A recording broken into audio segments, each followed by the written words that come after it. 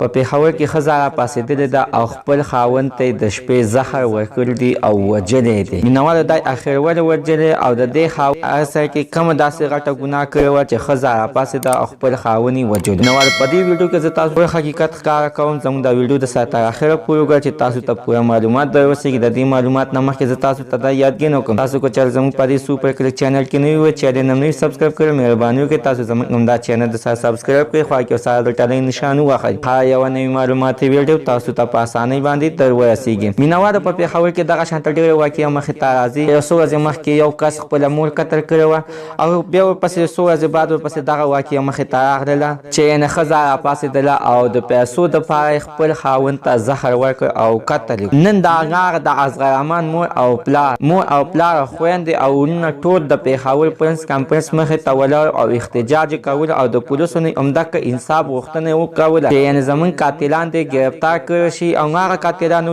هغه زموږ پیسې دي او زموږ د پاسه یې لګوي او الټه موږ ته دمکې نه راکوي. په مینهوالو نن سبا څوک په خپلو میرمنو باندې باور نشي کولی ځکه چې ډېرې پیسې د سوي د پیسو دپاره همدغه شانتې ښځې شته دي او وژني. د اصغرحمان خپل مور او پلار 9 کاله شوي و چې پوښي او خواښې سخر ساره باته کې حیات آباد کې اوسېدل. د اصغرحمان د پلار د خدای وینا ده ویل کېږي چې د هغوی چې کوم رشته داران دي خپل خپلوان دي په یو کس 6 لکه روپۍ دي خلکو له ځمکې اخیستې دي نو د دکې دپاره یې قتل کړی دی. خو د بې اخرنۍ خبرې همدغه وکړله چې دغه ښځه چېرته کې بل ځای ځان ته یار کتلی دی او د یار دپاره دا زما زوی قتل کړی دی. خیر دی الله تعالی دې وکړي چې د اصغرحمان مور او پلار ته دې انصاف ورکړی شي او مینهوالو د دوی په هره باندې ستاسو څه خیر دی حتما راسره خپل رایې لاندې په کمنټ کې شریکه کړئ چې دې ښځې له دې کومه سزا ورکړل شي. مینهوال زموږ د نننۍ معلومات ته د دې ځای پورې د نوي معلومات دپاره د زموږ همدا چینل د سره سبسکرایب کړئ خوا کې سره د ټلۍ نښان ووهئ. د هر یوه نوي معلوماتي ویډیو تاسو ته په اسانۍ باندې در ورسېږي.